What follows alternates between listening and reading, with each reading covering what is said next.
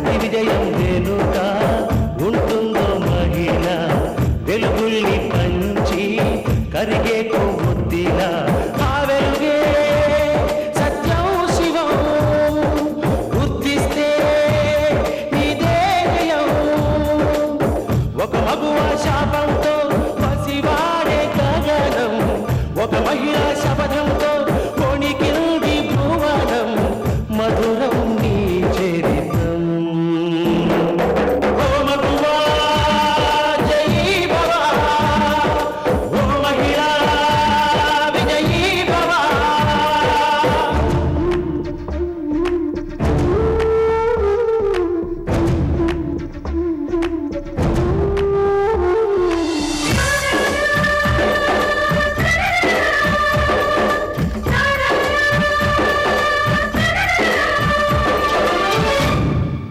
ఒట్టి మాటతో ఒక్కనాటికి రాదు రాదు జయము చిత్తశుద్ధితో చెమట ఊచితే అందదా విజయము పిడుగురాలిన అడుగు ముందుకు వేయుడే ధైర్యము మనసు చూపిన మార్గ మొదలక సాగని పయనము అంతులేనిది నీ సహనము సాటి లేనిది నీ త్యాగము బతుకు బాటలో ఎన్ని వెతుకులాటలో మలుపు మలుపున ఎన్ని ఆటుపోటులో గెలుపే నీ ధ్యేయం సాహసమే నీ ఆయుధం సాధించే నీ ఆశయం సాహసమే నీ ఆయుధం సాధించే నీ ఆశయం ఏ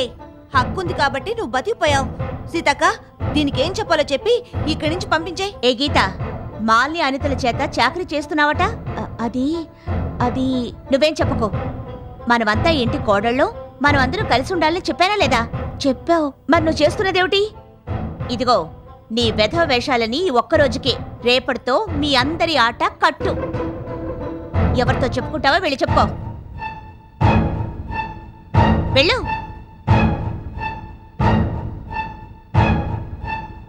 ఏంటి, రేపటితో మన ఆట కట్టా? అవునత్తయ్యా. అంటే ఏం చేస్తారు? అమ్మా, సీతల అందంటే వాళ్ళేదో మాస్టర్ ప్లాన్ వేసే ఉంటారు. వేయకుండా అంత ధీమాగా చెప్పరుగా. ఇంతకీ వాళ్ళేం చేయబోతున్నట్టు? కొడుకులు ముగ్గురు ధర్నా చేయొచ్చు, తోటికోడళ్ళు ముగ్గురు ఇంటి ముందు మౌన పోరాటం మొదలు పెట్టొచ్చు. లేదా దౌర్జన్యానికి దిగొచ్చు. బామ్మా, మనం ఇలా ఊహాగానాలు చేయడం వేస్ట్. వాళ్ళు చెయ్యబోయేది ఏంటో ముందుగా పసిగట్టి దానికి తగిన జాగ్రత్తలు తీసుకోవాలి. వాళ్ళు వెళ్లే రూటు కనిపెట్టాలి. అవసరమైతే ఎదురుదాడి చెయ్యాలి.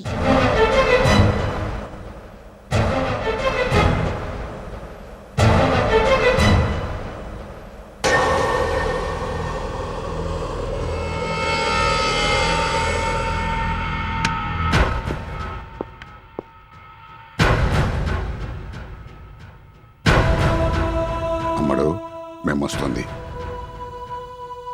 నీ నటనా చాతుర్యంతో సీన్ కట్టించాలి. ఎలా చేస్తావో ఏమో. నువ్వు మొదలెట్టు. తాళం వేస్తూ తానా తంతానా అనడానికి నేను రెడీ.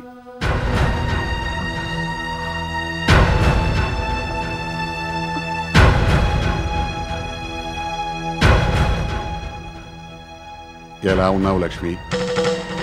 ఇంకెన్నాళ్ళు జైలు శిక్ష? అమ్మా సీత, ఎలా ఉన్నావమ్మా?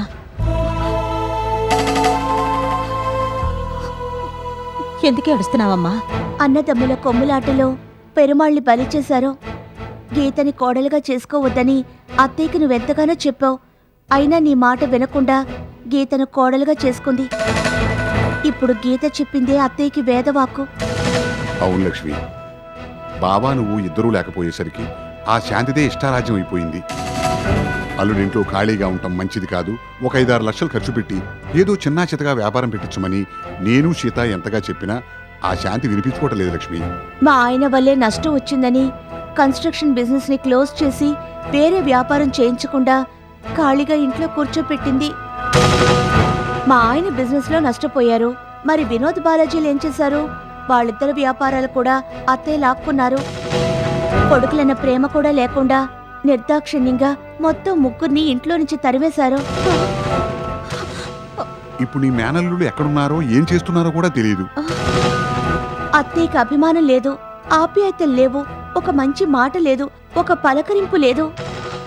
శాంతి ప్రవర్తన ఇలాగే కొనసాగితే మీ అన్నయ్య వచ్చే లోపల ఇల్లు సర్వనాశనం అవటం ఖాయం లక్ష్మి. కొడుకుల్ని దూరం చేసుకొని పరువు పోగొట్టుకొని ఏం బావుకుందామని అత్తయ్య ఇలా చేస్తోందో మాకు అర్థం కావడం లేదమ్మా. లక్ష్మి, ఇప్పుడు నువ్వు కలగజేసుకోకపోతే లాభం లేదు. ఆ తర్వాత నువ్వు చేయగలిగింది కూడా ఏమీ ఉండదు. నువ్వే ఏదో ఒకటి చేయాలమ్మా.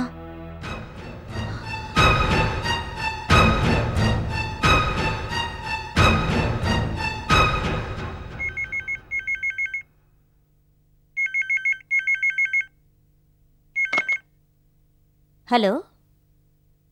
అవునండి. ఓ మీరా, నమస్తే మేడం. అలాగే, ఈవేళ రావచ్చా? ఇప్పుడే వస్తాను. Thank you madam. Shanti, phone ఎక్కడి నుంచి? సెంట్రల్ జైలు నుంచి జైలర్ ఫోన్ చేశారు. లక్ష్మీ వదిన నన్ను చూడాలట, ఏదో మాట్లాడాలట. అర్థమైంది. సీత రేపటి నుంచి మీ ఆట కట్టు అని ఎందుకందో నాకిప్పుడు అర్థమైంది. వాళ్ళు చెప్పాల్సిందేదో లక్ష్మీ అతి చేత చెప్పించడానికి ప్లాన్ చేశారన్నమాట. లక్ష్మి గాని మరెవరు గాని ఎవరు చెప్పినా నువ్వు పట్టించుకోవద్దు శాంతి. అవునత్తయ్య, వాళ్ళు మన దారికి వచ్చేదాకా మీరు దిగి రాకూడదు. ఏమిటి శాంతి ఆలోచిస్తున్నావు? మేం చెప్పినట్టు చెయ్యి. నేను వదిన కలిసొస్తానమ్మా. పెరుమాళ్ళు పోయినందుకు, జయకృష్ణకి వ్యాపారం లేకుండా పోయినందుకు లక్ష్మి కోపంగా ఉందని బలరాం సీత అన్నారు. వాళ్ళ అన్నదాన్ని బట్టి చూస్తుంటే శాంతి మీద లక్ష్మికి పీకల దాకా కోపం ఉండే ఉంటుంది. ఒకవేళ లక్ష్మీ అత్తయ్య వాళ్లే వెనకేసుకొస్తే ఏం చేయాలి?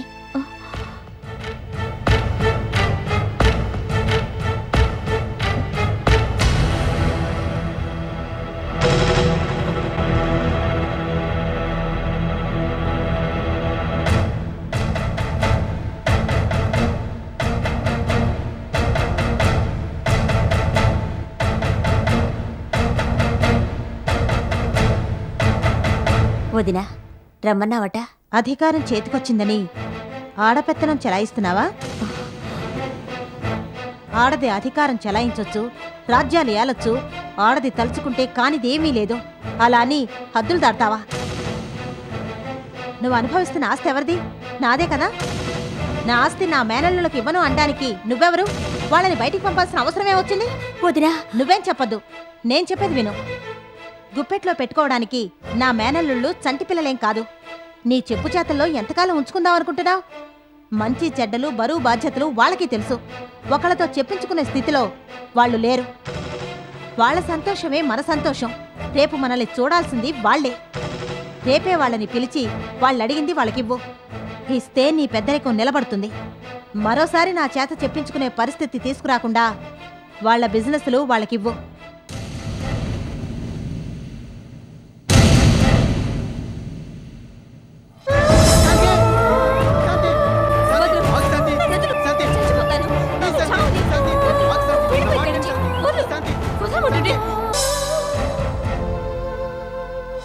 ధర్మ, నీ ఆఖరి మాట ఏమిటి? పరిస్థితి నా చేయి దాటిపోయింది శాంతి. లేదు, పరిస్థితులు చేయి దాటిపోయే విధంగా నువ్వే కల్పించుకున్నావు. నీకు అన్యాయం చేయాలనుకోలేదు శాంతి. నీ చెల్లెలకు మాత్రం న్యాయం చేయాలనుకున్నావు కదూ. నీ మౌనం నీ అసమర్థతకు అద్దం పడుతోంది.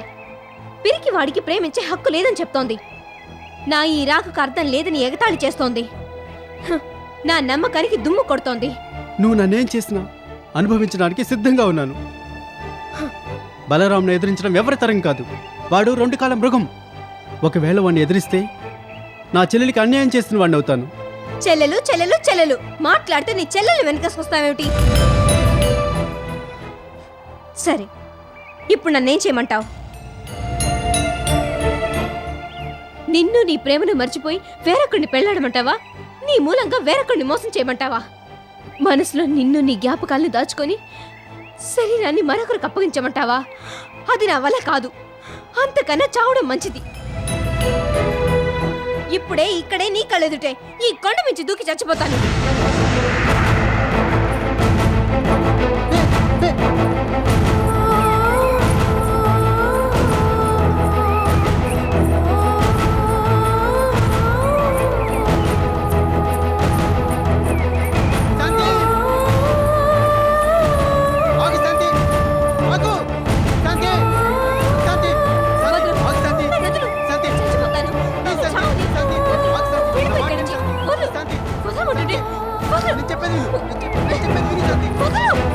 నీతో పాటు నేను దూకి చచ్చిపోతాను. నేను బతుకుంటే నా కోసం నా చెల్లెలు తన జీవితాన్ని త్యాగం చేస్తుంది. అదే నీతో పాటు చేస్తే అటు నా చెల్లెలి జీవితం బాగుపడుతుంది, ఇటు నీ ప్రేమకు న్యాయం జరుగుతుంది. ఈ పిరికి వాడికి ఇంతకన్నా ఏం తెలియడం లేదు. పద, ఇద్దరం కలిసి చచ్చిపోదాం.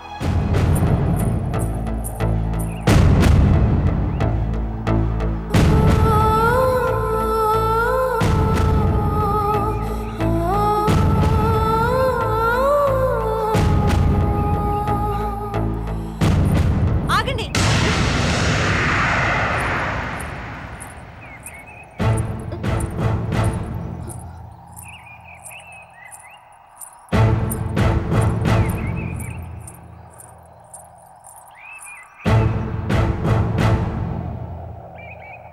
చావే సమస్యకు పరిష్కారం అనుకున్నారా? అన్నయ్య, చావడం పిరికితనం, చేతకానితనం. బాధలు, కష్టాలు, సమస్యలు లేని వాళ్ళు ఈ భూమి మీద ఎవరు ఉండరు. వాటికి భయపడి చావాలనుకుంటే ఈ భూమి మీద ఏ ఒక్కరూ మిగలరు. ఆకలి పోరాటంలా ప్రేమ పోరాటం చేయాలి. మీ ప్రేమ ఈ ఊరికి నచ్చకపోవచ్చు, ఈ ఊరు మెచ్చకపోవచ్చు, కానీ నేను మెచ్చుకుంటాను. నువ్వు మెచ్చుకోవచ్చు చెల్లెమ్మ, కానీ మన వాళ్ళు ఒప్పుకోకుండా మేమిద్దరం పెళ్లి చేసుకుని ఈ ఊళ్ళో ఎలా బతకగలం? అన్నయ్య, ఈ ఊరే ప్రపంచం కాదు. ప్రపంచం చాలా పెద్దది. ఈ విశాల ప్రపంచంలో ధైర్యవంతులతో పాటు పిరికి వాళ్ళు కూడా బతకగలరు. విధిని ఎదిరించైనా ధైర్యంగా బతకాలన్నయ్యా.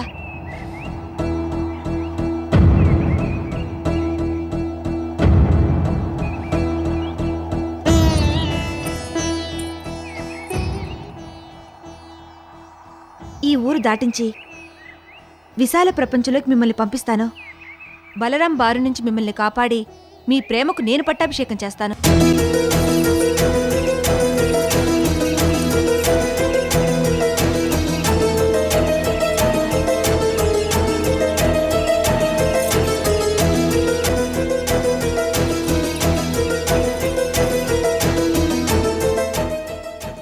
ఇదిగో అన్నయ్య, ఈ డబ్బు నగలతో ఎక్కడికన్నా పారిపోండి. మన ఊరికి అందనంత దూరంగా వెళ్ళిపోండి. మీ ప్రేమని బతికించుకోండి. మీరు పెళ్లి చేసుకుని సంతోషంగా ఉండండి. పట్టుకో. అన్నయ్య, నా గురించి ఎప్పుడూ ఆలోచించొద్దు.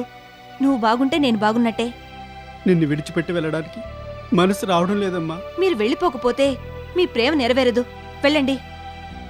కానీ ఎప్పుడో ఒకప్పుడు మీరు తిరిగి ఈ ఊరు రావాలి. ఆ రావడం పిరిగితనంతో కాదు, కరుకుదనంతో రావాలి. ధనవంతుల్లా రావాలి. ఊరంతా మిమ్మల్ని విరగబడి చూడాలి. మీకు బ్రహ్మరథం పట్టి మీకు హారతివ్వాలి. మీ ప్రేమను కాదన్న వాళ్ళ కళ్ళు కుట్టాలి. నీ చెల్లెలు నీ నుంచి ఆశించేది ఇదే అన్నయ్య. వెళ్ళండి. వెళ్ళండి.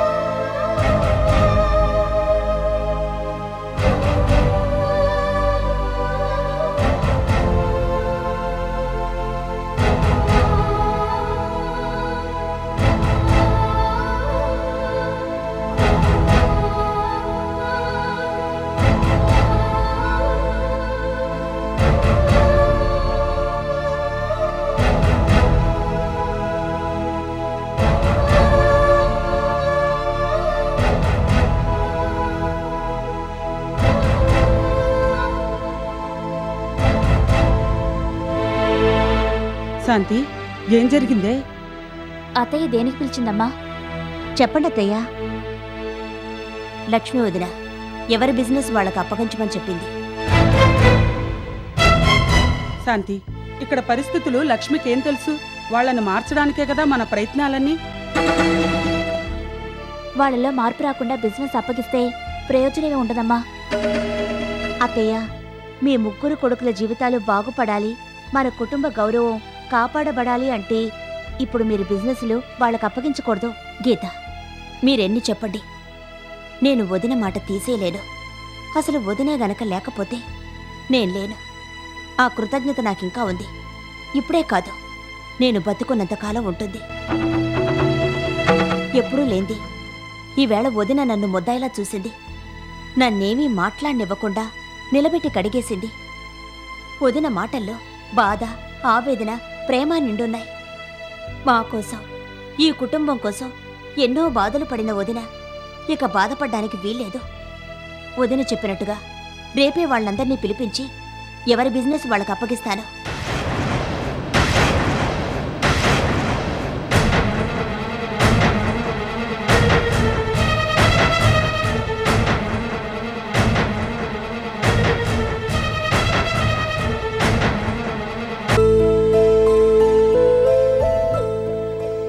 మనం అనుకున్నదొకటి, జరిగింది మరొకటి. అనుకోకుండా కథ అడ్డం తిరిగింది. మనం చేసిందంతా వృధా కాబోతోంది. వాళ్ళ చేతుల్లోకి తిరిగి వ్యాపారం వెళితే ఇక వాళ్ళని మనం పట్టలేం. వాళ్ళదే ఇష్టారాజ్యం అవుతుంది. మనల్ని ఫుట్బాల్ ఆడుకుంటారు. మా తోడికోడళ్ల సంగతి చెప్పక్కర్లేదు. నా పని బంతాటే. చేతికి వ్యాపారాలు రాగానే బయటికి వెళ్ళినా వెళ్ళొచ్చు. వెళ్ళి తీరుతారు. ఒక్క క్షణం కూడా ఇంట్లో ఉండరు. కష్టానికి సుఖానికి దేనికి వాళ్ళు రారు, అసలు పట్టించుకోరు. నో, అలా జరగడానికి వీల్లేదు. మనం బ్రేక్ వేయాలి. ఎలా గీత?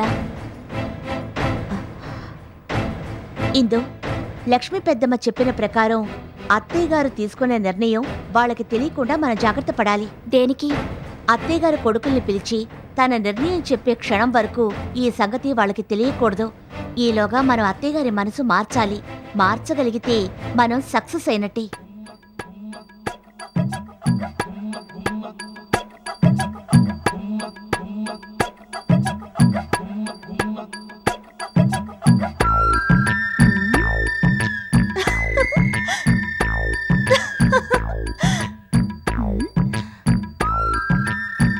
అక్క, మన అత్తగారు జైలుకెళ్ళి లక్ష్మీ పెద్దమ్మను కలిసొచ్చింది. వచ్చిన దగ్గర నుంచి ఉలుకు పలుకు లేకుండా ఉంది. అక్కడ ఏం జరుగుంటుంది?